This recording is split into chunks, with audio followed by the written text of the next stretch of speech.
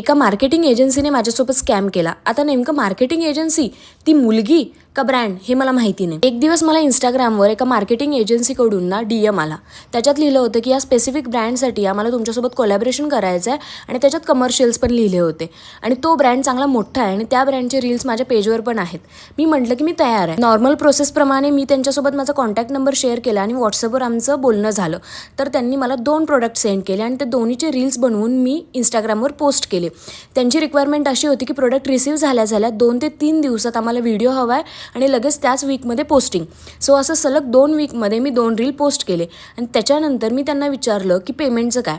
तर तिने मला म्हटलं की 20 दिवसात तुमचं पेमेंट होईल. आता ते रील पोस्ट करून जवळपास 2 ते 3 महिने होत आलेत. त्या मुलीने अजून मला दोन्ही रीलचे पेमेंट नाही दिले. मी तिला इतके मेसेजेस केले, कॉल केले, आता ती कशाचाच मला रिप्लाय नाही करत आहे. ना माझे कॉल रिसीव्ह करते ना मेसेजेसना रिप्लाय करते. सो मला लॉजिक नाही समजत आहे की तुम्ही क्रिएटर्सकडून इतक्या शॉर्ट नोटीसवर व्हिडिओ बनवून घेता, पोस्ट करून घेता आणि तुमचं पेमेंट डिले का होतं. इवन दो तुमचे प्रोडक्ट आम्हाला फ्रीमध्ये मिळतात, तुम्ही पहिले प्रॉमिस केलेलं असतं की आम्ही तुम्हाला इतकं पेमेंट देऊ. जर तुम्हाला बार्टरच करायचं असतं तर तसं अप्रोच करा आणि नंतर पेमेंट नका करू. आम्हाला पण समजतं की तुम्ही आमच्यासाठी पैसे खर्च करताय, पण आम्ही मेहनत करतो त्याच्या बदल्यात तुम्ही आम्हाला जे देण्यासाठी प्रॉमिस केले ते तुम्ही द्यायला पाहिजे असं मला वाटतं.